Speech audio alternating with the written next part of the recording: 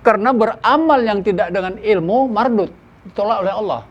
Amalan yang tanpa ilmu ditolak oleh Allah. Ilmu yang tidak digurukan juga ditolak. Apa sih najis-najis, penyakit-penyakit hati itu yang ada di dalam itu? Kalau Al-Ghazali mengatakan di dalam Ihya-nya ada 10. Tapi bagi kita, penganut ilmu Tarekat Naqsabandiyah ada 17. Begitu kita lahir ke dunia, rezeki itu sudah tertulis, sudah dijamin Allah. Pasti ada. Kalau habis rezekinya dunia, mati itulah dia.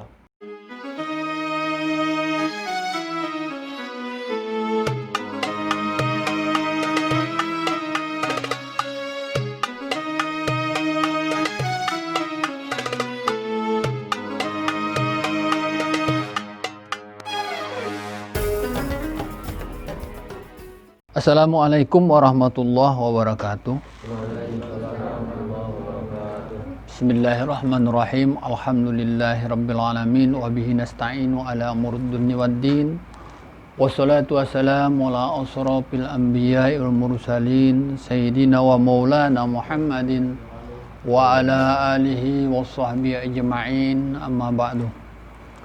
Puji syukur alhamdulillah sama-sama kita panjatkan kehadiran Allah Subhanahu wa taala yang mana Allah mesti memberikan kita taufik, hidayah dan inayahnya kepada kita semua sehingga kita dapat hadir di majelis yang mulia ini dalam rangka melaksanakan salah satu rutinitas kita, yaitu mingguan kita, yaitu tawajuh bersama-sama.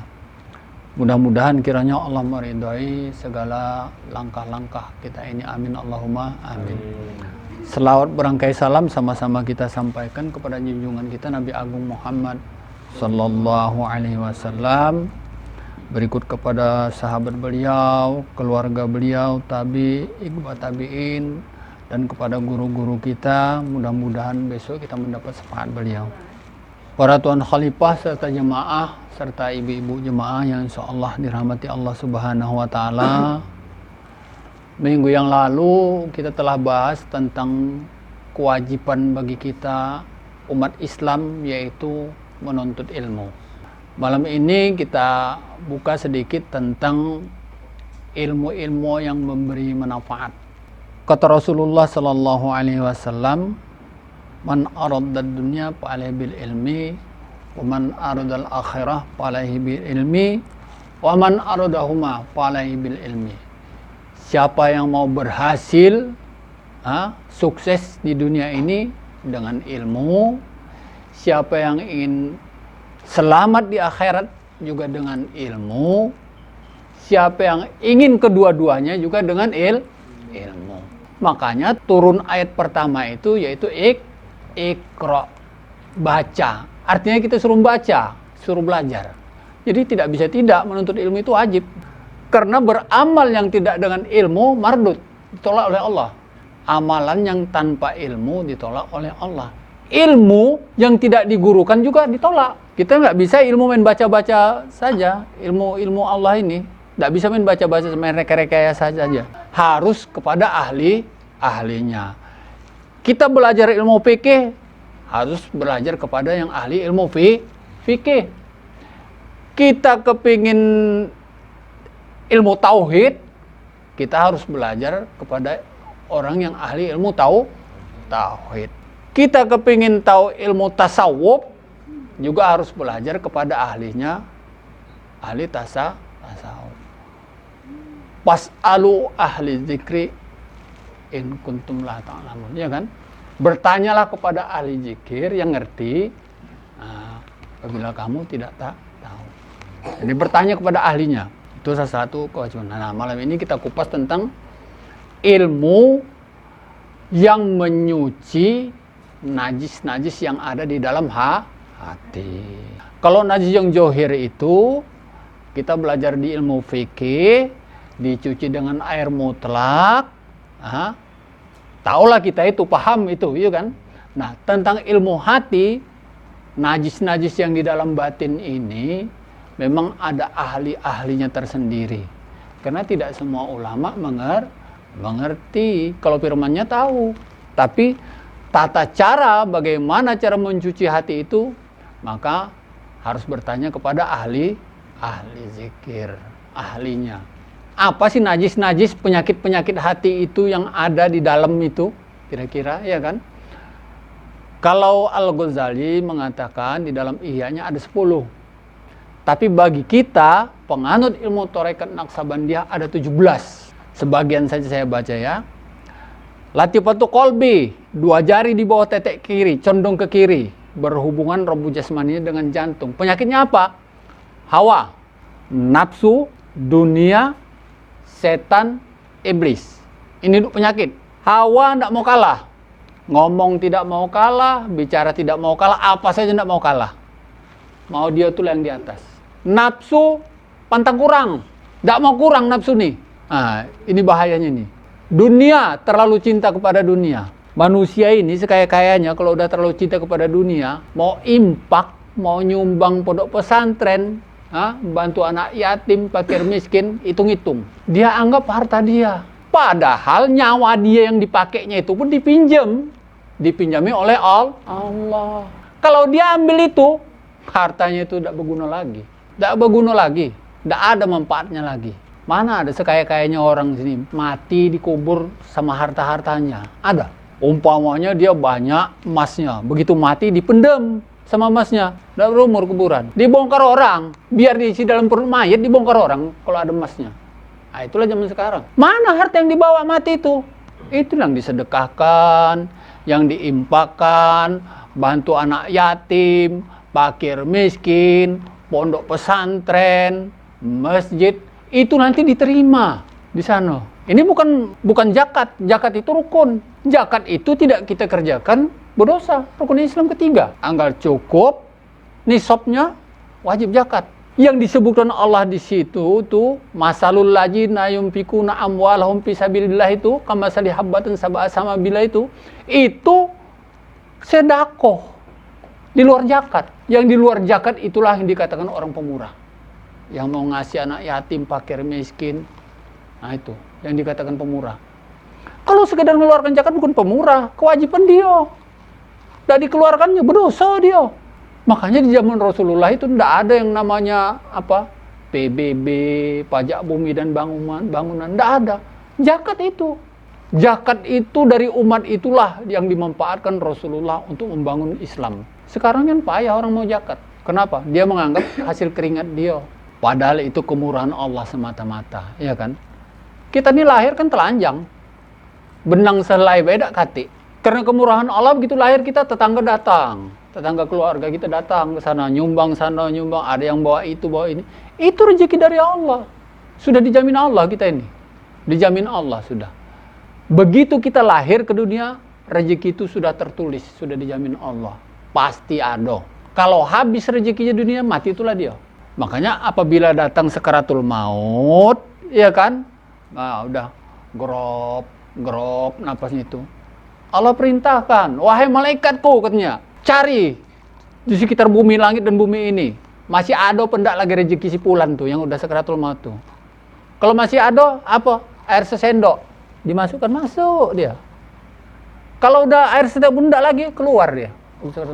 Bukan rezekinya lagi, tunggu baik, tidak lama lagi itu, habis sudah rezekinya, tidak ada lagi rezekinya, matilah dia. Kalau tanpa izin Allah, setetes air pun tidak masuk lagi. Disitulah baru banyak penyesalan.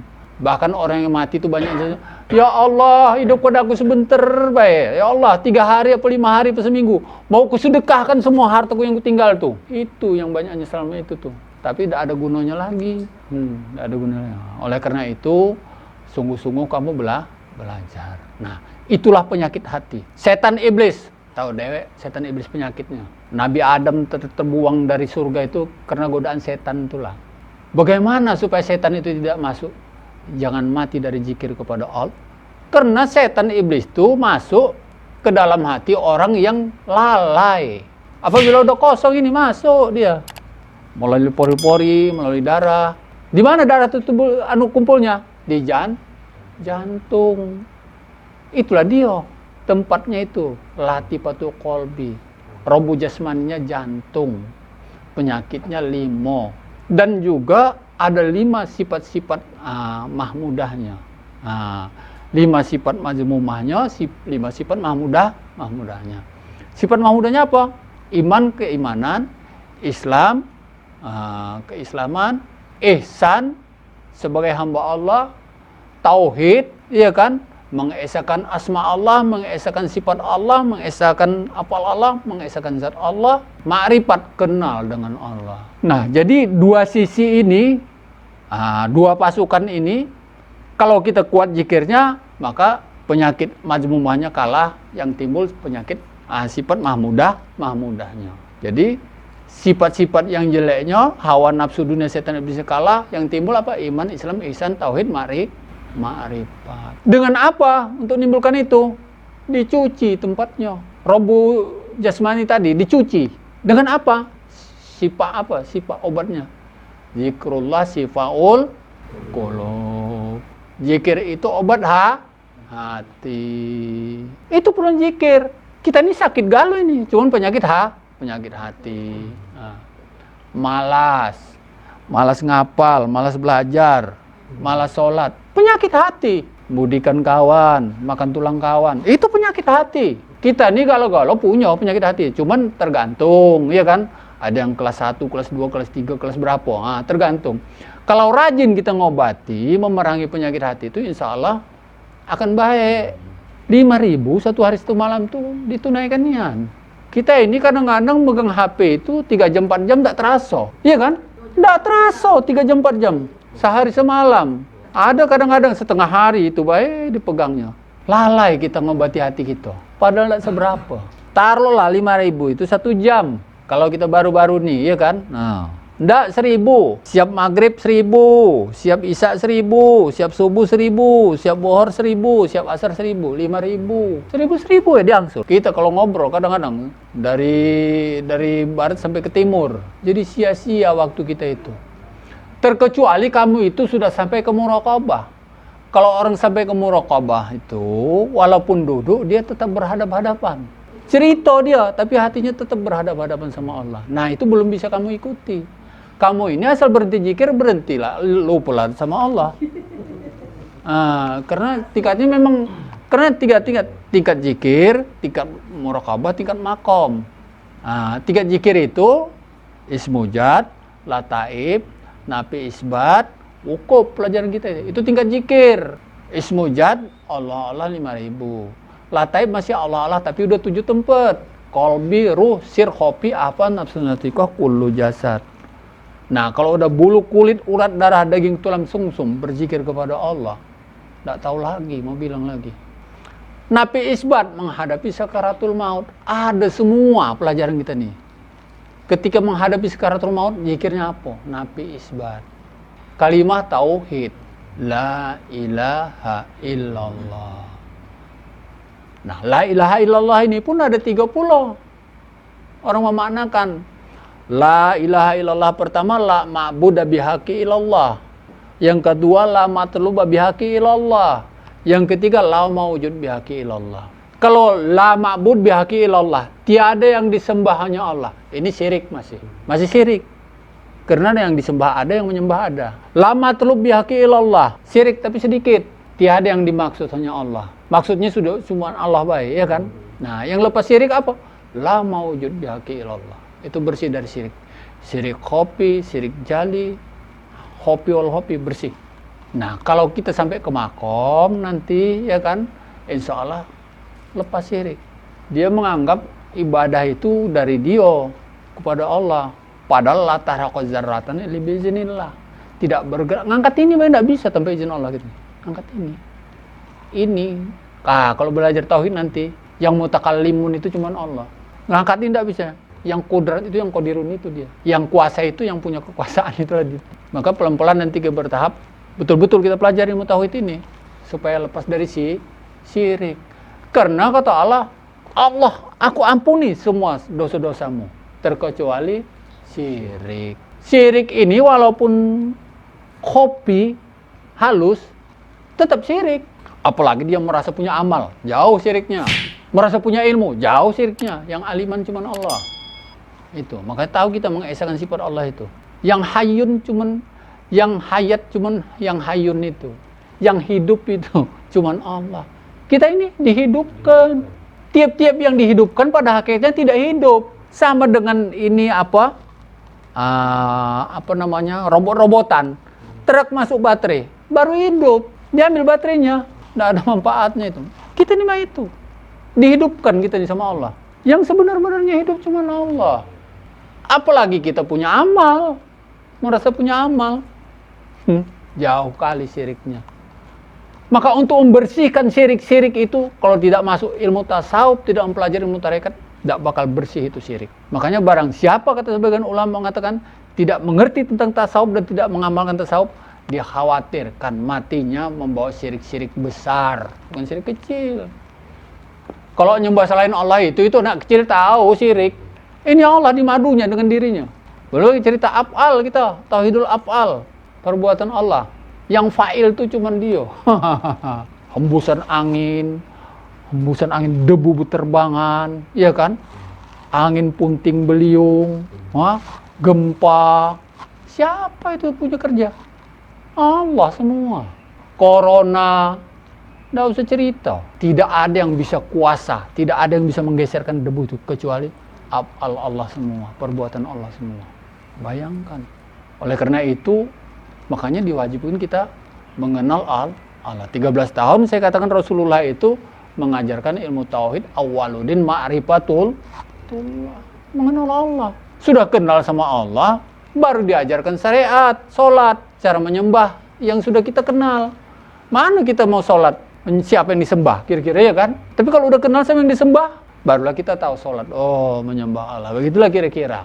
Bagaimana supaya kenal sama Allah? Maka kita belajar ilmu tauhid. Insya Allah nanti kita ajarkan pakai papan, nanti kita tulis. Pertama sifat Allah, nanti kita wujud artinya ada, lawannya adum artinya tiada, mustahil Allah Ta'ala tiada, wajib Allah Ta'ala ada. Adapun tanda Allah Ta'ala ada, baharu alam sekaliannya. Apa makna baharu? Adapun tanda Allah Ta'ala dengan dalil akal, amma buran wujudihi ta'ala fahudusu alam. Tanda Allah Ta'ala ada, baharu alam. Arti baharu apa? Tiap-tiap selain Allah baharu. Yang dikatakan baharu itu bisa muda, bisa tua, bisa ke timur, bisa ke barat, bisa kecil, bisa besar, bisa hancur, bisa hilang, bisa panah. Kalau Allah enggak. Malaikat baharu sama kita, api baharu, makhluk Allah juga. Oleh karena itu kita wajiblah belajar ilmu tauhid. Nah, memasuki ilmu tasawuf, memasuki ilmu suluk ini, itu semua dilewati. Ketemu semua. Itu Jad Sorpil Bohti di sini. Jad Sorpil Bohti. Iya kan? Jad Sorpil Bohti itu kalau merasa ada dia masih syirik. Itu Sorpil Bohti. Wallahu bikulli syai'in muhit. Zat Allah meliputi 7 lapis langit dan bumi dan barang isi antara kedua. Berarti banyak? Enggak. Bagaimana meliputi Allah? Macam air ini taruh gula. Manis galau. Nah, begitulah kira-kira. Macam besi dibakar. Wujudnya masih besi. Sifatnya sudah menjadi api. Nah, itulah Zat Sorpil Bohti. Kalau Zat Sorpil Bohti, wallahu bikulli syai'in muhit. Zat Allah meliputi. Tidak bisa lagi memandang mana batu, mana emas sama baik sama Allah. Yang buat beda-beda itu kan manusianya, baik emas ini mahal. Sama Allah tidak ada, batu sama emas tidak ada, sama Allah sama baik itu. Nah, begitulah kalau orang udah kenal sama Allah itu. Yang dilihatnya semua nikmat Allah. Tidak ada yang miskin apa kaya, tidak ada, sama baik. Kenapa orang kok pelit? Karena tidak kenal sama Allah. Kalau orang kenal sama Allah, tak akan berani pelit dia. Tahu dia siapa dia. Man arafa nafsahu faqad arafa rabbahu wa man arafa rabbahu fasadal jasadu. Siapa yang kenal Tuhan dirinya, dia kenal Tuhannya. Nah, dirinya baik belum kenal, apalagi sama Tuhan. Kalau udah kenal sama Tuhannya, binasa dia, tidak ada sayang lagi dia. Dari Allah, punya Allah. Aku cuma dikasih manfaat nanti di sana. Dari Allah, kembali ke Allah. Nah, itu lewat baik. Orang yang begitu itu malah didatangi terus sama dunia itu. Kenapa? Karena dia bisa membagikan. Tidak ada sayang. Kenapa? Udah kenal.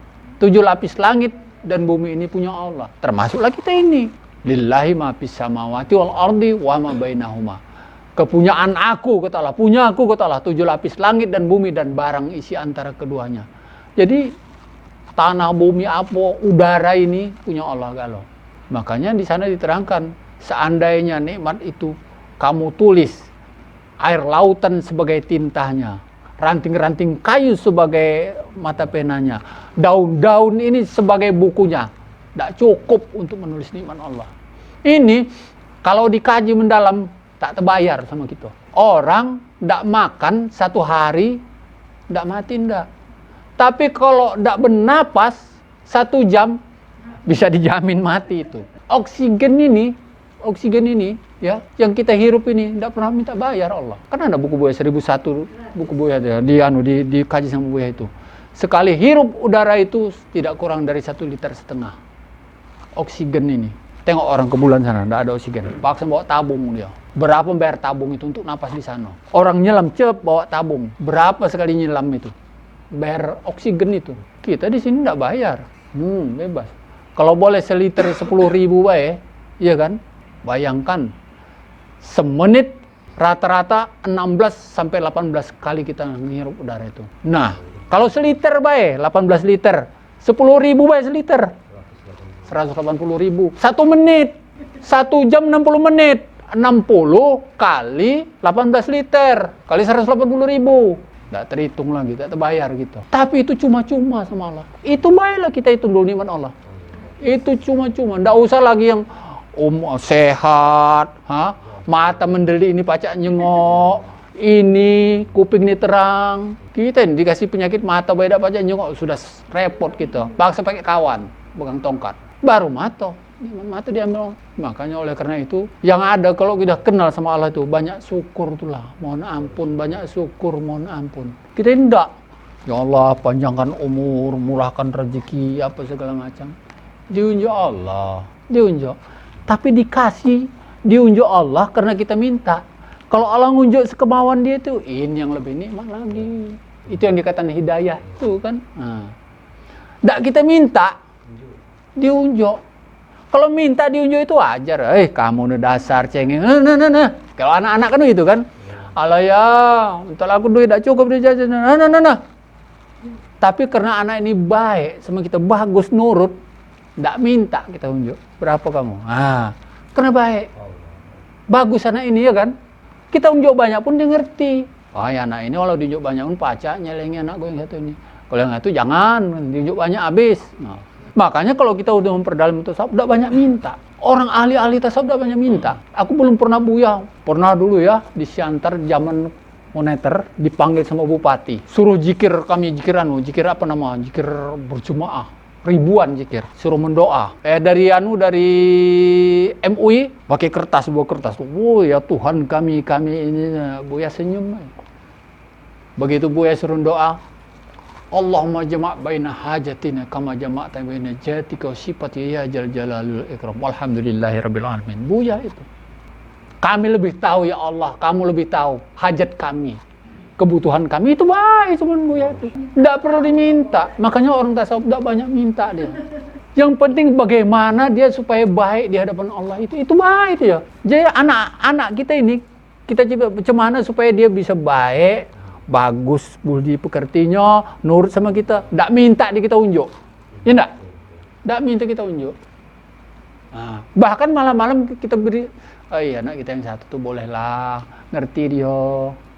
Begitu juga Allah dengan hambanya. Kata Allah yang satu ini, siang malam tahajud, zikir beramal. Tapi tidak pernah minta apa-apa katanya, ya kan? Cuma apa? Ilahi anta maksudi waridoka madrub, ya Allah hanya engkau saja yang kumaksud, redomu yang kutuntut.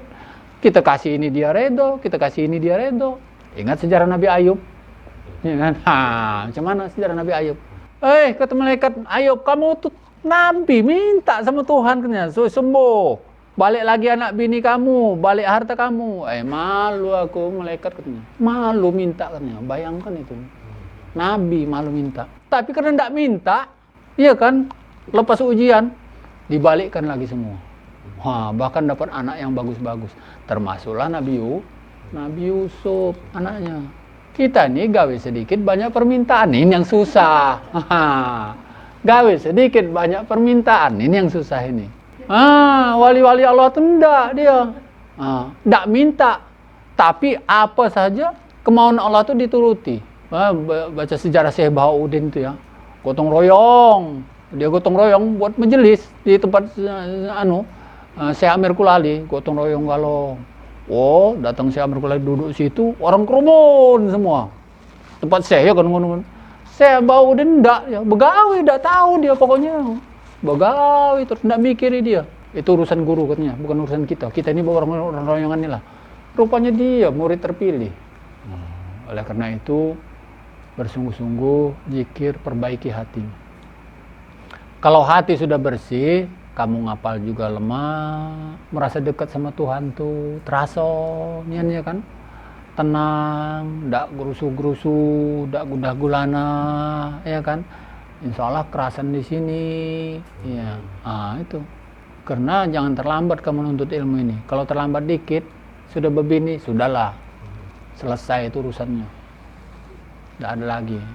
Cuman mau ngapal, pikiran mau bawa begawi, beras ndak ada besok, anak udah mau dicukur, udah selesai udah urusannya. Sungguh-sungguh, jauh dari orang tua, berjuang di sini, manfaatkan waktu yang ada, waktu luang ini. Apa yang dapat dikerjakan hari ini, kata Nabi, jangan tunggu esok lusa. Karena esok lusa tidak tahu kita hidup apa mati. Taruhlah hidup, tapi rezeki urusan lain banyak lagi. Kesempatan ini, betul-betul. Zikir ini, amalkan, kerjakan. Malas tuh hilang. Angan-angan terlalu panjang, angan-angan tuh hilang nanti kalau banyak-banyak zikir. Alladzina amanu tatmainu qulubuhum ala bizikrillah. Ala bizikrillah tatmainul qulub. Orang-orang beriman itu hati mereka itu menjadi tenang karena mengingat Allah. Ingatlah Allah, hati menjadi tenang. Tidak gundah gelana lagi, insya Allah. Kalau jodoh, tidak usah sanksi, pasti ada. Masalah lambat apa cepatnya itu tidak tahu, pasti ada jodoh itu. Tidak dapat jodoh di sini kamu, di surga nanti disediakan bidadari. Bapak, anak bapak umur 30 meninggal. Belum sempat dia pacaran, belum sempat ya kan, meninggal kemarin. Tapi walaupun begitu, dia begitu geletak, tetap sholat. Ini tetap main terus. Ditanya mana yang sakit, tidak ada. Alhamdulillah meninggalnya husnul khotimah. Namanya Irman Saputra, lahirnya tahun 90 bulan 3. Tahun 2020 bulan 6 dia meninggal. Jadi 30 tahun 3 bulan umurnya. Tapi insya Allah husnul khotimah itu. Karena belum sempat berbuat maksiat apa macam, jatuh dia. Jatuh duduk umur 17, lumpuh 13 tahun dia tertidur, tidak bisa kemana-mana, guling baik. Ini makin kecil, tidak ada rasa lagi kan. Umur 17 dia meninggal, 2007 dia jatuh, 2020 meninggal, kan 13 tahun kan. 13 tahun itu tiap hari diampuni dosanya. Orang sakit itu sebenarnya pengampunan dosa, orang beriman itu. Setiap hari dosa orang sakit itu diampuni. Kata salah satu hadis qudsi katanya kan begitu, nengok sayang dia, Allah tuh sayang sama hambanya, dibuat sakit. Nah itu, dibuat sakit. Akhirnya, ya Allah, nah senang. Allah tuh senang mendengar keluhan-keluhan itu. Ya Allah, nah kau baru tahu kamu, kata Allah. Sama gitu kalau sayang sama anak, kau dipukul, nangis anak kita pukul ya kan, tapi bukan mukul karena sayang, senang kita dengar dia nangis. Begitu juga Allah, dibuatnya lah miskin bener, ya kan, miskin bener, dibuatnya miskin semiskin-miskinnya, tapi tetap tahu, nah kau baru tahu kau mati-matian kamu, tetap juga tidak dapat rezeki pas-pasan baik kau, biar kau tahu siapa yang unjuk rezeki itu. Banyak orang bertanya, bapak ini tidak begawi, katanya kan. Apapun tidak begawi, di sini baik begawi tidak begaji. Dari mana dapat makan bapak? Bukan 1 2 yang nanya. Aku bilang Tuhanku itu bukan tenaga, Tuhanku itu Allah. Kalau Tuhan tenaga, kalau tidak begawi tidak makan. Tapi kalau Tuhan Allah begawi tidak begawi, kalau Allah mengunjuk mau apa? Protes sama siapa? Kalau kita dekat sama bos, iya kan? Dekat sama bos aman itu enggak? Nah begitulah kira-kira. Begitu. Sama Allah tuh begitu, kita ngambil hati Allah tuh itu caranya. Apa yang disenangi Allah, itulah. Jangan banyak mengeluh. Karena kita kalau banyak mengeluh marah Allah. Kalau kamu tidak ridho dengan ketentuanku, kamu cari Tuhan selain aku, keluar dari bumiku ini, kata Allah. Ya enggak? Betul apa enggak itu? Ada apa enggak itu keterangannya? Ada. Kalau kamu tidak mau terima ketentuanku ini, kalau aku buat begini, kamu cari Tuhan selain aku, keluar dari bumiku. Kemana kita? Bayangkan. Jadi kita ini sebagai hamba itu, yang namanya hamba itu harus menerima ketentuan Allah. Tak bisa tidak, harus menerima. Nah, oleh karena itu, marilah bersama-sama kita tiap malam Selasa tuh kumpul di sini. Doakan Bapak nih sehat terus. Nah, kita nih berseri, istilahnya terus berkesinambungan gitu nih. Tiap malam Selasa, asal sehat, tiap malam Selasa. Kalau malam Jumat di sana kan, nah, itu sama-sama. Doakan cepat jadi majelis kita itu biar kita solo. Biar kamu nih kenal sama Allah, ya enggak? Kalau kenal sama Allah, wah ya aman tuh lah, tenang tuh lah. Mungkin ini dapat saya sampaikan, kurang lebih saya mohon maaf. Billahi taufiq wal hidayah. Assalamualaikum warahmatullahi wabarakatuh.